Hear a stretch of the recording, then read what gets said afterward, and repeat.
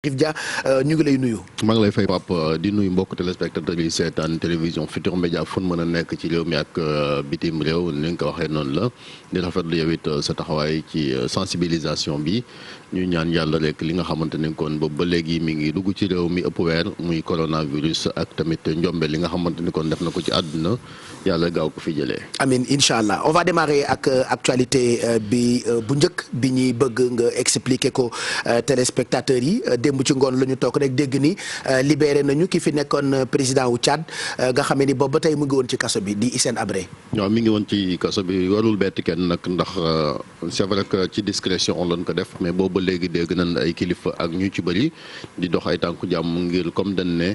dañu nekk ci pandémie te gis nañ ni mën na ne bu fa duggee ci kaso yi mën na faa jur musiba moom moo taxoon sax laataa loolu président de la république jëloon benn dogal daal di gracier lu toll ci ëpp ñaari junni doomu aadama su ko defee kon ñu féexal leen mën a daal di désengorger li naan prison yi comme moom Hissène Habré nekk na kilifa ñu gis ni moom itam mu nga woon ca Cap Manuel ca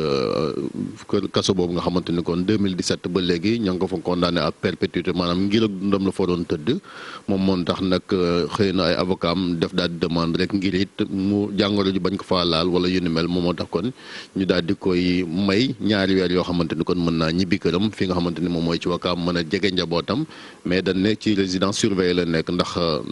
différence bi rek mooy xëy na dina gis njaboot gi wante waa administration pénitentiaire dañ koy saytu buñ sukkandikoo ci ministère de la justice bi nga xam ni kon am na benn précision buñ indi nekk ne du liberté provisoire du liberté conditionnelle du également grâce mais résidence surveillée lañ ko mën a tuddee maanaam saytu goo xamante ni dañ koy saytu loolu nag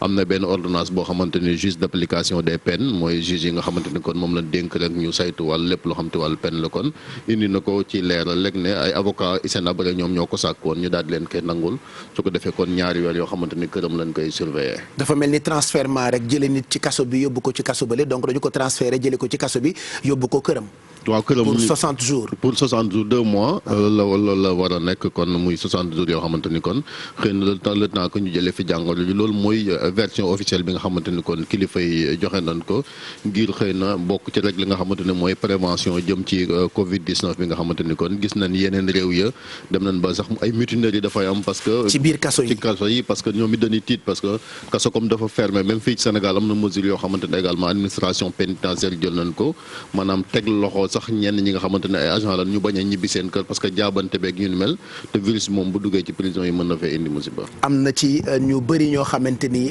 ñu ngi ci kaso yu tiit moo tax ñoom ñu jël ay mesures de prévention boobu ba tey libération wu Hissène Habré wala transfèrement bi ñu ko def diggante kaso bi ak këram jur na quand même polémique ci àddina ndax nit ki ak ni mu tolloon ak tuuma yi tegu ci ndoddam dafa kawe ba nga xamee ni y a eu beaucoup de rumeurs avant même crise coronavirus bi ci ñu ngi def ay tractations ci suuf yooyu dégg nañu ko pour ñu libérer ko et là on se réveille ñu ne ñu écoute moom libéré nañu ko pour 60 jours teeyul xel. bon mën na bañ a tey xel nañ xëy na rek li naan aussi gëm ñi nga xamante ni ñoom ñooy kilifa yi parce que aussi je pense que humanisme dafa baax ci loo gis aussi c'est vrai que tuuma yi fort na trop daan bi aussi kowe woon na mais li ci am solo rek mooy bakkan parce que prison aussi je pense que nit dafa dem jëlee fa li nga xamante ni kon moom mooy ay gaañu ak yu ni mel et day loo xamante ni je pense que lu am solo la aussi nit ñi gën cee bàyyi xel parce que li ci am solo mooy bu faat ni newoon na amoon na benn damm sax ci fa la nga xamante ni moom mooy ci kaso ba fan yi ñuy génn looloo tax kon je pense que même moom juróon na fi coow lu rëy ba soxnaam si génn fi ne damm na ñi ko gaañ mooy agent pénitentiaire yi moom ñii ne dafa fakka solo également ci li nga xamante ne mooy salle de bain ba mais li ci am solo rek moom mooy Sénégal aussi responsabilité la koo xamante ni njiitu réew la ak fi dayoom tolloon mu garde ko ca kaso bi war koo saytu sécurité am parce que nekk kaso aussi taxul nga ñàkk sa sécurité wala yenn nga xamante ay droit la yoo xamante ni aussi kilifa yi ñoom ñoo ko am ak yow et je pense que loolu mooy sàmm gin wala sàmm. voilà donc Hissène Habré mi nekkoon président wu Tchad dañu ko libéré enfin transfèrement la ko ministère de la justice tuddee pour 2 mois exactement 60 jours par rapport ak coronavirus bi la nga xamee ni yamul rek ci ñi am liberté waaye kaso yi itam ña fa ne ñu ngi jaaxle boo demee ci ay dëkk par exemple France am na benn waykat boo xamante ni xale yi xam nañu ko muy MHD moom boobu ba tey dañu ko tëjoon ci kaso bi mais malheureusement ci biir kaso bi la ko feebar boobu la dalee di Covid 19 ba paraît-il il a été libéré donc humanisme wala wàllu humanitaire itam yenn saa yi dañu koy jëfandikoo ci loi ak ci doxalinu réew. bien sûr parce que loolu aussi moom mooy loolu liggéey parce que am na ci avocat bu siiw sax fii ci Sénégal muy maître Ciré Clédor Ly moom il était même allé plus loin laaj mu ne ñu libéré ñëpp ñi nga xamante ni kon ñu ngi ci kaso yi ci contexte bi parce que quand même coronavirus bi comme ni nga ko waxee day loo xamante ni garaaw na garaaw goo xamante ne comme gisuñ ko te kaso yi gis nañ surtout ñun ñi nga xamante ni moom mooy sunu prison yi ni mu demee bari na nit takkuwaay goo xamante ni déjà ni nit ñi di dankaloo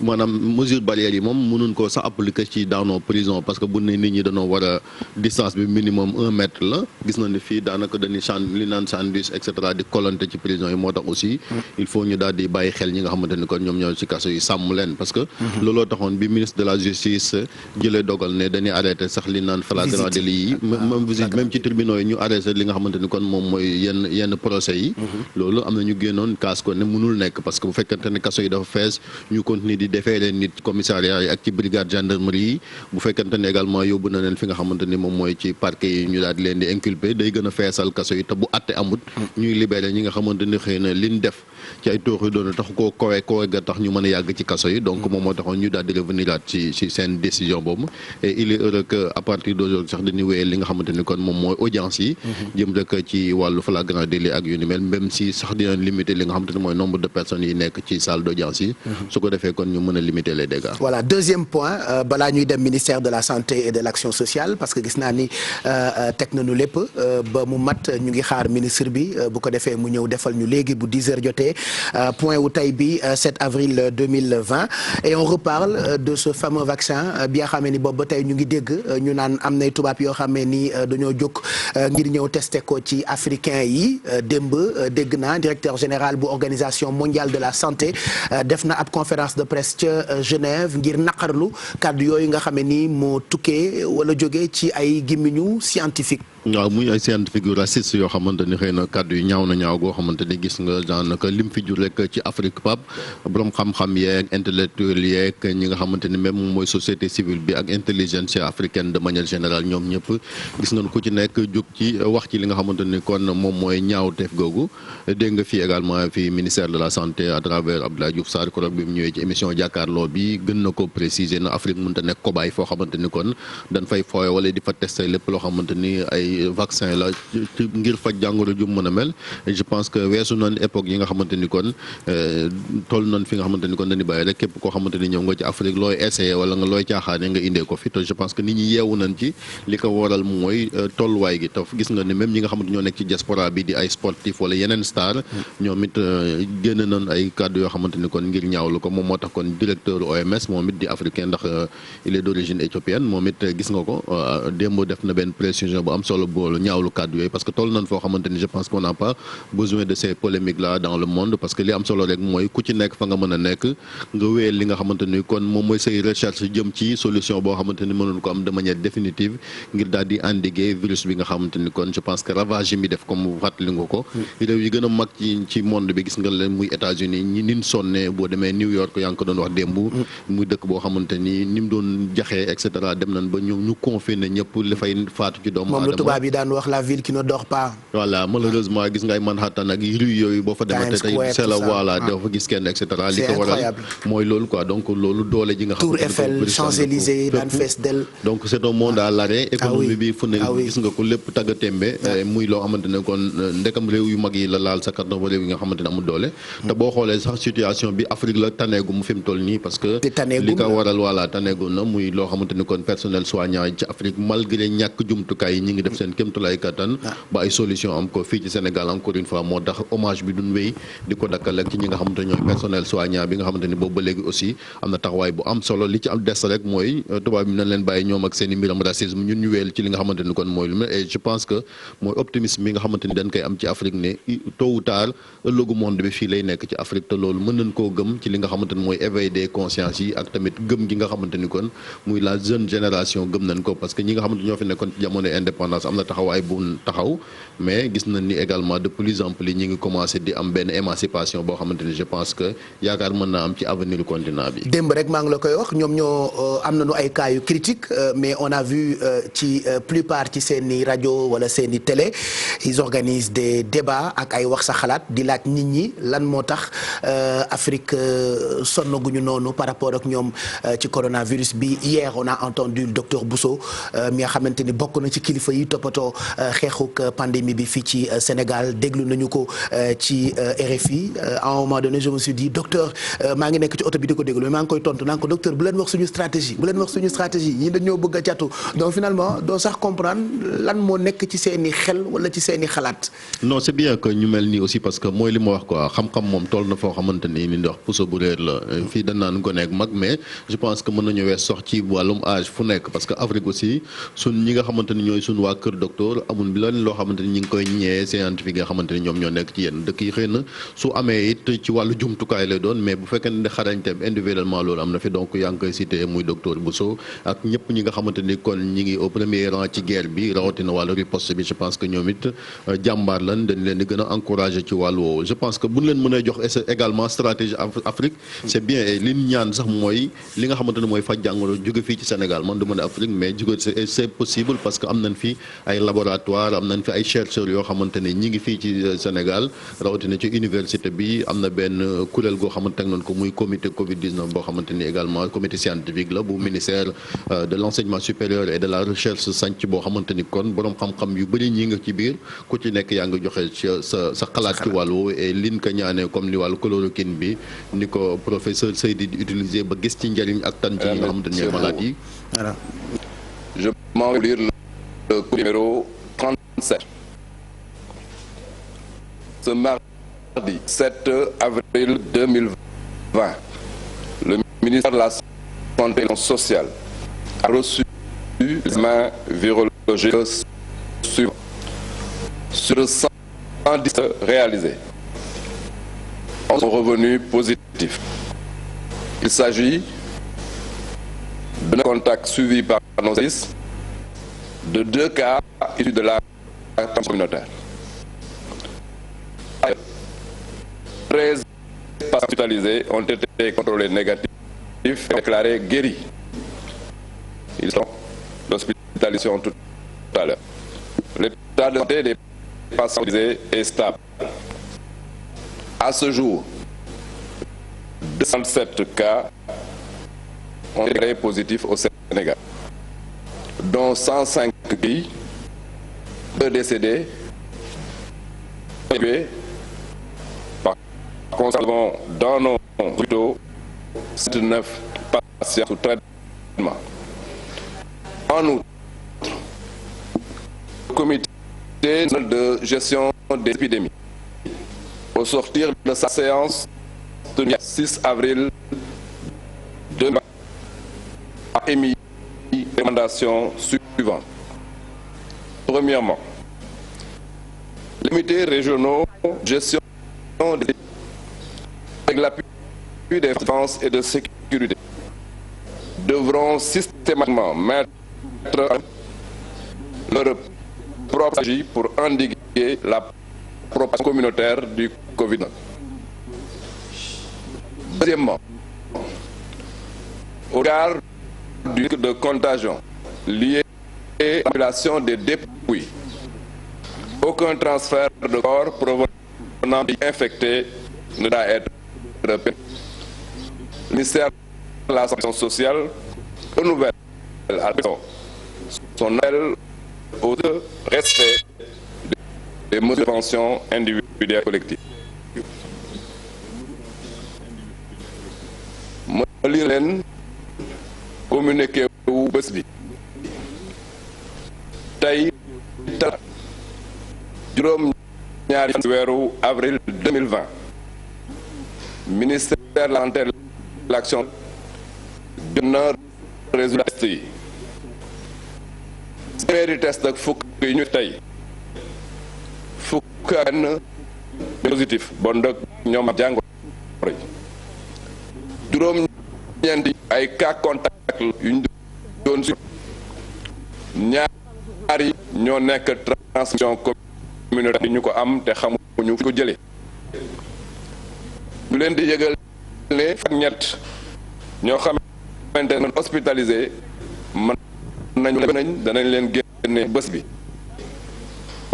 ministre de la santé mu ngi leen di yëgal ne daal ñu ngi yëg tànn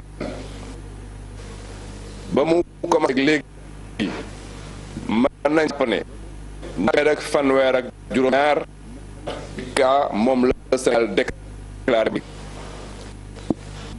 si ñaar fanweer ak juróom-ñaar yu juróom wér nañ si génn nañ si àdduna kenn kii wér nañ ko boo ak yéen téeméer fukk ak juróom-ñeent ñoo leen di faj yëgal leen tam ne dimb comité national des épidémies mooy kuréel gi xam ne moo yor xeex bi daje nañ dem ñu tënk ñaar bu njëkk bi ñu ne ak communauté yi bëgg a bëri mi ngi jégg dayo bon ndëg région bu nekk gouverneur mooy diriger comité régional bi xam ne moom moo yor ñu leen di ñaan nga am taxawaay communautaire yooyu ñu mën ko dal nu mu gën a gàtt benn bi comité boobu jàpp mooy si wàllu feeru dépôt yi mu xamante ne bitim réew ñu war leen di denc leen si seen réew ñu ne jàngoro ji fi mu toll léegi wal bi ni mu gaawee koor yooyu bu ñu ñëwee ni leen xamuñ ndax mucc ay comité bi ñaan ñu dakkal ba transfert parce que fii ñu toll si bi benn risque boo xamante ne indil ñi xamante ne ñooy xeex yéen xamante ne day dayo kon nag transfert u corps boobu comité yi demandé à ce que ñu ba benn yoon ministère de l'action sociale mi ngi demandé population yi ñu déglu bu baax te dégg leen di jox pour que ma daan Covid bi génne ko effectivement si Afrique maa ngi leen di remercier bu baax. waaw donc ñu ngi jégalu on a eu un petit souci avec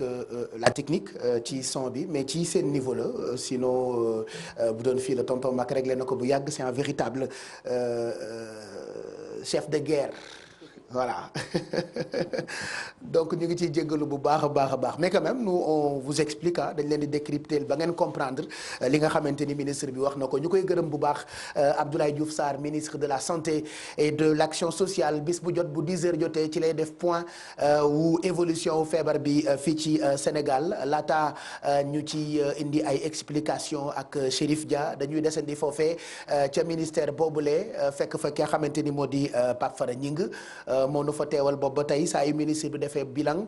mu indi ci ay leeral Pape Fara ñu ngi lay nuyu ministre bi def na point bi tey teg ci ay précision ci néew yi nga xam ne ni ñu wax boobu ba tey nii seen i mbokk bëgg nañu ñu indi leen fii ci Sénégal ndax mën nga ñëwaat ci kàddu yooyu nga xam ne ni ministre bi yëkkati na ko léegi nii ci point bu tey. jërëjëf Pape Cheikh maa ngi lay nuyu di la siyaar di nuyu ñi nga xam ne ñoo yeewandoog émission bu mag bi di yeewu leen ñu leen di jox xibaar yi nga xam ne saa su ne moo jëm ci wàllu coronavirus boobu mu tàmbalee ba léegi kon ministre Abdoulaye Diouf Sarr ndiki tey moom moo ñëw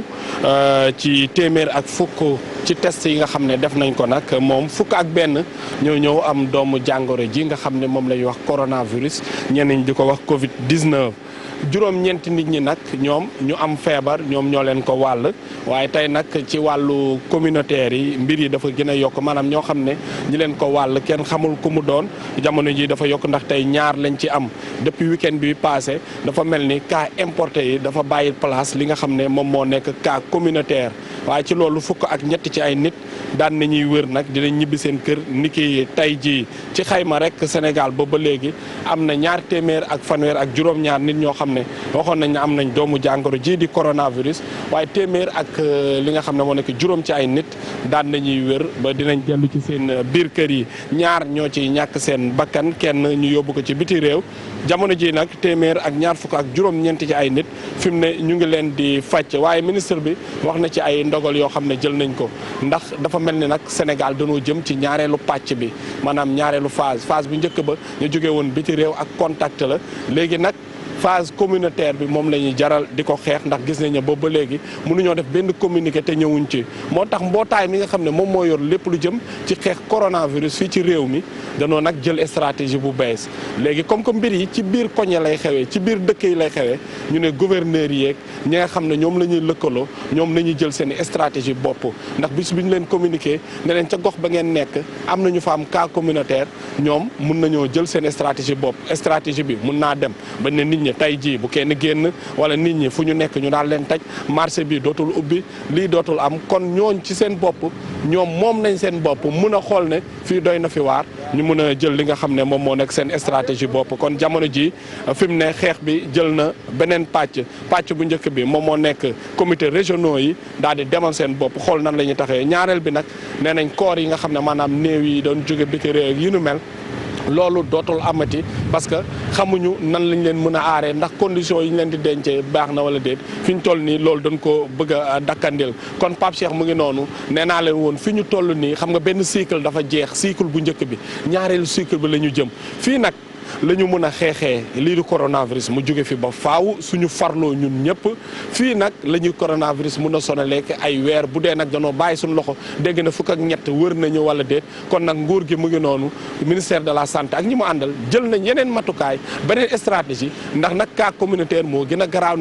naqaree xeexal bu dee cas importé di nga ko xam bu ñu ñëwee aéroport rek wala nga gis leen di nga leen jël confiné fenn waaye kii wàlla te kenn xamu ko dafa doy waar kon nag ñu ngi ñaan ñu gën a pomper réew mi ndax nag kii ko am mun naa teg fenn loxoom yow nga teg fa sa loxo mu am la kenn du xam kan moo la wàll kon te kooku mu ngay dox ci askan wi jamono ji stratégie boobu sax nañ ko gën a yaatal ba ci biir mairie yeeg ci lépp comme gouverneur day liggéey ak préfet liggéey ak sous préfet ñoom yaakaar naa dinañ gën a xool ne bërëb bii la am bërëb bi nan la ñu mën a def ba quarantaine ñi bërëb bi tey bu kenn génn ñu pompe bërëb bi na ñëpp takk max yaakaar naa fi mu ne ubbeeku na kon ku ci ne yaa xam naka ngay def ngir faj lii di cas communautaire yi buñ ci jógee rek yaakaar naa fi ak benn ay bés ñaari ay bés ñu delluwaat suñuy activité mais nag jamono ji seetlu nañ ne bañ ne ñu ngi wër cas yi wàññeeku nañ nit ñi di yaafus di gën a bàyyi seen loxo raxasu mi na gën a continuer gel yeeg yooyu matuwaay takk masque yi yaakaar naa foofu la ñu toll Pape Cheikh. mu ngoog Pape Fara ñu ngi lay gërëm bu baax dig daje bi ak yow ca kanam lay doon ci diggu bëccëg gi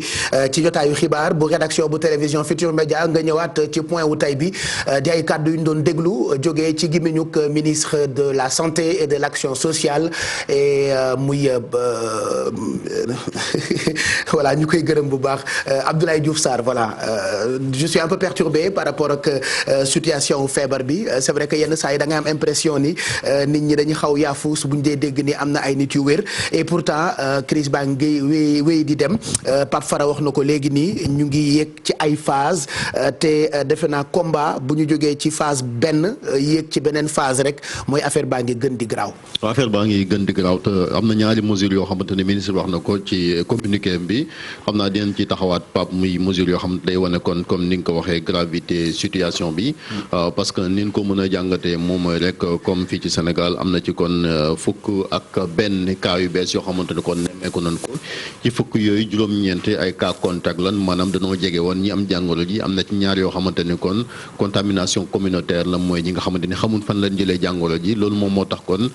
comme ni ñu ko waxee cas importé yi mi ngi bëgg a jóge fii ci Sénégal ndax rek incubation bi ak ban tëjee frontière léegi mat na kon waxtu wa nga xamante ne ak app bi nga xamante ni kër docteur joxe nañ ko ne jàngoro ji mën naa nelaw ci biir yaramu doomu aadama xëy na moo tax amaduñ ko mais beneen cas bi rek moom mooy cas communautaire yi nga xamante ni kon moom mooy jaaxal nit ñi kon moom moo tax kon nga dégg rek fii ci Sénégal kon lu toll ci ñaar téeméer ak fanweer ak juróom-ñaar muy 237 cas yoo xamante ni kon déclaré na leen buñ ci génnee ñaar ñi faatu ak kenn ki nga xamante ne kon évacué nañ ko lu toll ci ñaar téeméer ak ñaar fukk ak juróom-ñeent di 129 cas kon ñoom ñoo nekk sous traitement fii ci Sénégal mais ñaari mesures yooyu Pape buñ ci taxawee benn bi moom mooy kon comité régionaux de gestion des épidémies.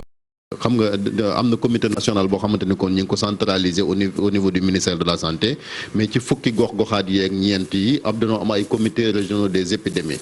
nee nañ léegi comité bu nekk. yow yaay jël say mesures bopp bu ñu sukkandikoo kon ci ministère bi. comme ni ko leen jox pouvoir yoo dootuñu am ay cas wala ay problème ci feebar bi di xaar décision ministère. wala di woote Dakar di xaar. voilà ku nekk en fonction jël ay décision. très bien comme mën nañ cee ñëwaat sànq par exemple boo jëlee fu mel ni Kër Massar xam nga nee nañ préfet bi. jël na dogal tere lépp loo xamante ni kon mbiram njënd ak njaay la surtout ci yenn. même Louga gouverneur bi il paraît que confiné na benn famille. voilà loolu personnes parce que dañu njort ni am na ku fa am coronavirus. en fonction de la gravité de la situation moom mi nga xamante ni kon mooy autorité administrative bi mën na apprécier ne diwaanam jël fa mesure yoo xamante ni kon yoon may na ko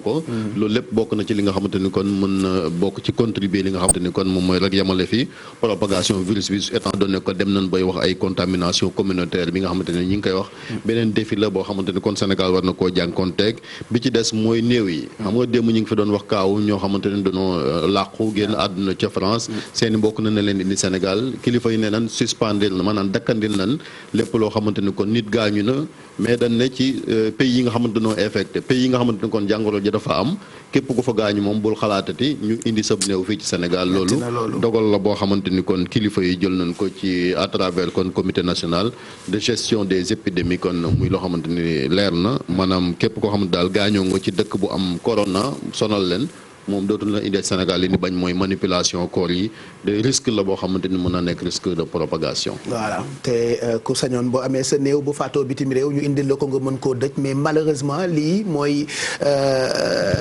effet yu bon yi nga xamante ni coronavirus indi na ko ci àddina bi muy lu doy waar loo xamante ni maintenant la question qu'on se pose kañ la crise bi di jeex. waaw loolu nag mooy laaj bi nga xamante ne ñëpp dañ koy laaj. kañ lay jeex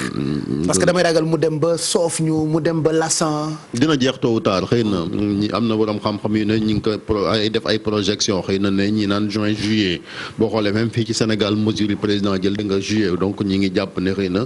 ak fii ak juin juillet dana dem ba tàggale ko moom laataa loolu nag dina métti trop ci li nga xamante ni kon moom mooy askan yi. Pape ni nga ko waxee parce que daanaka day jàngoro yoo xamante ni bàyyiwul benn secteur. bàyyiwul benn doomu aadama donc. ñëpp la laal li des rek mooy comme leen ko waxee continuer li nga xamante ni moom mooy xeex bi mais également mesure barrières yi aussi day mesures yoo xamante ni am solo la il faut également nit ñi di ko jël mooy sensibilisation bi nga xamante ci la nekk nekkee ci cet gi wante aussi mbooloo yi aussi mun ko mënee wàññi li nga xamante ne aussi mooy ndaje yeeg yenn yu munta ñàkk daal nit ñi aussi ñu wàññi ko su ko defee kon lépp loo xamante ni da koy yokk rek propagation bi surtout cas yi nga xamante ne ay cas communautaire lan encore une fois c'est compliqué doo mën a xam fan la et puis moom mooy tax rek mbir yi di gën a yokk parce que Louga gis dégg nga cas bu njëkk bi nga xamante ne am nañ ko démb loolu moo ko waraloon moo tax bu nit ñi di insister ci li nga xamante ni mooy ñenn ñi jël dogal di salfaañe tere yi loolu moo koy indi rawatina kon Allo Dakar yi nga xamante ni kon ñoom ñooy dem ak dikk ak yu ni mel loolu aussi je pense que bokk na ci li mën a dakkal affaire yi. Et on reparle de Kër Massar foofee itam à n'importe quelle heure ci côté rond-point bi dafay bëri nit fees dell loolu tiitaloon Sénégalais yu bëri par rapport ak jàngoro bi am na ab reportage boo xam ne ni Fatou Kiné Deme defoon na ko ca bërëb boobule ca Kër Massar mën nañu ko xool doog a waxtaanee foofee ak ragal gi ñu ragal feebar bi law fa. Cet endroit, un lieu de gagne-pain pour bon nombre de commerçants, en majorité des marchands ambulants venus de différentes localités de la capitale sénégalaise. Ici, l'économie informelle bat son plein. Nous sommes à Kër Massar, tout près du rond-point. Les personnes trouvées sur place sont-elles réellement conscientes du Covid-19?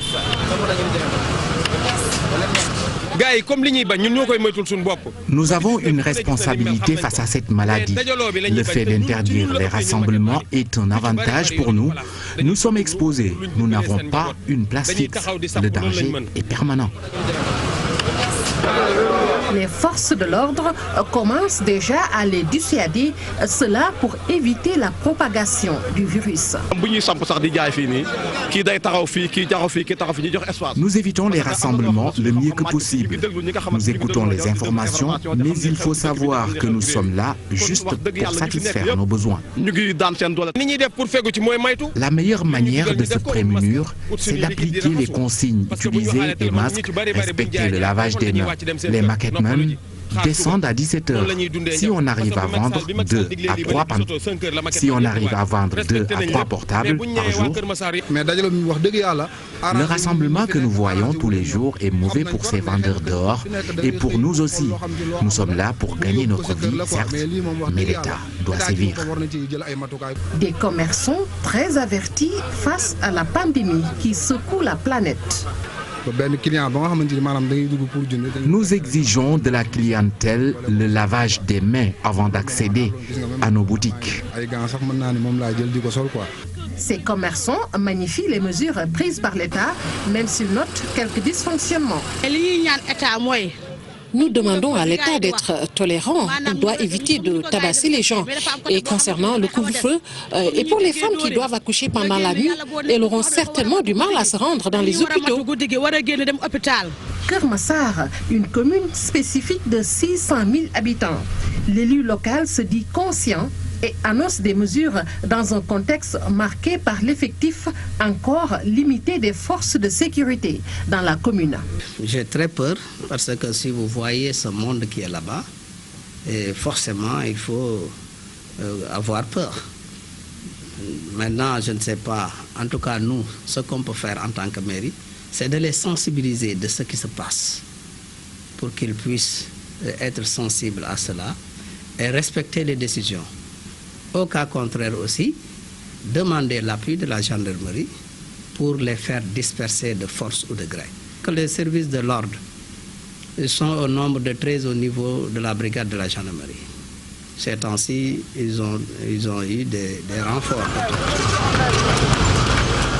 Plus de 500 jeunes sont là tous les jours, un décor qui laisse à désirer, ce qui n'est pas du tout favorable à la santé, surtout en cette période où l'on parle de contamination communautaire. Et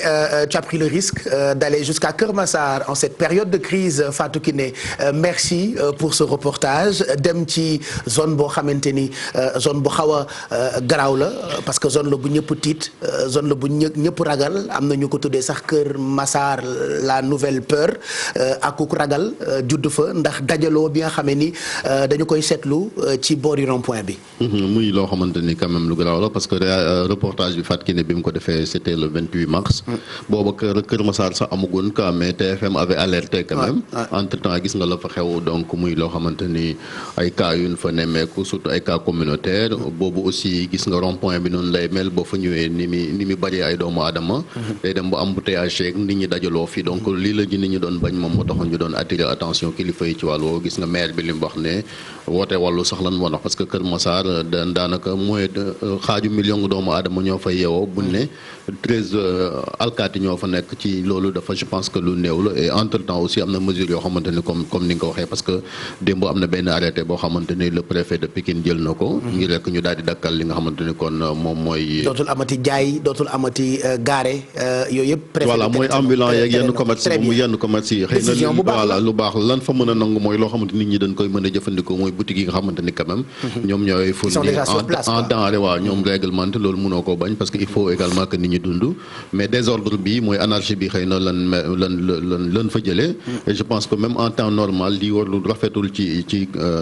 diwaan rawatina dëkk yoo xamante ni kon nee nañ ci wàllu développement dañ ko bëgg a yokk je pense que mooy leen wax rek sànq de Covid bi même bu fi jógee je pense que pas bi ci bëri nit ñi war nañ cee mën a jàngat jëlee ko fi comme yenn yi ni gis mooy anarchie yi nga xamante ni kon ñu gën ko organiser parce que boo xoolee secteur bi nga xamante ni mooy secteur bi ñu gën a touché mooy le secteur informel donc je pense que buñ ci jógee nit ñi war nañoo gën a mën a quand même moderniser même le secteur informel parce que gis nga ñoom ñooy les premiers impacts donc moom ni nga ko waxee du rek ci wàllu wér-gu-yaram lañu war a góorgóorlu mais secteur yu bëri xoolaat même nit ñi seen organisation même au niveau des familles je pense que virus bi wane na yoon woo xamante ni buñ ci jógee ba saafara ko nit ñi waroon gën a organiser wu. démb rek maa ngi ciy waxtaan ak Maymouna Gueye Bambalo quand on parlait de crise économique bi coronavirus bi mën a jur bëri na ay nit yu amee entreprise ibbi salon de coiffure salon de couture mais demuñu déclaré wu léegi bëggoon na maa jëlee décision ci xeetu crise yi ne day jàppale nit ñi bu dee jàppale da koy teg ci ay këyit teg ci ay yoon teg ci ay nit yu déclaré mais beaucoup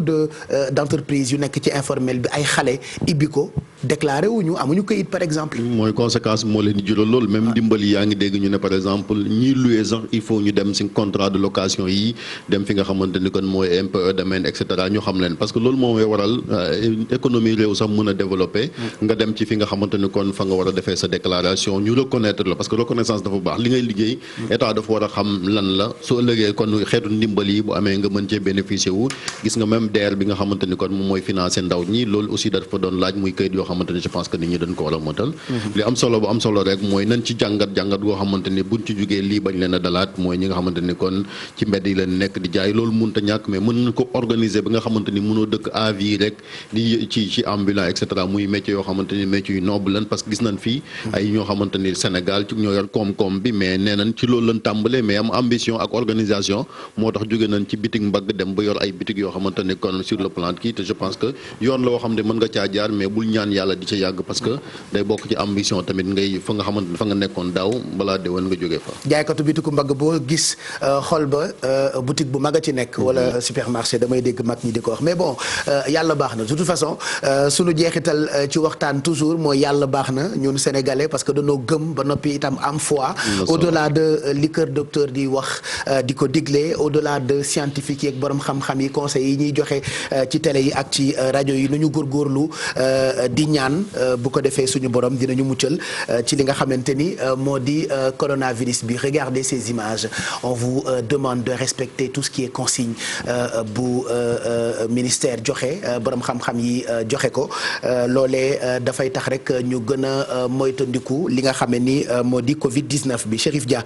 ñu ngi lay gërëm du ñu la téye lu yàgg ci plateau bi puisque yaa ngi nekk à cheval entre fii ak rédaction préparé journalu diggu bëccëg bi ci wolof lay doon bu ca kanamee incha allah. jërëjëf ñu nal ci ànd ak soxna Naata Mbaye Pape comme ni nga ko waxee maanaam ngëm googu yàlla baax na loolu moom du mës a jóg ci Sénégal. te tamit dañoo am suñu réalité au-delà aussi de l'aspect scientifique aussi nani ñaan parce que jàmm moom amul dul ñaan ñu ñaan yàlla kon li gaaw fay jógee ñu delluwaat ci li nga xamante ni moom lañ xamoon. et on pense aux Sénégalais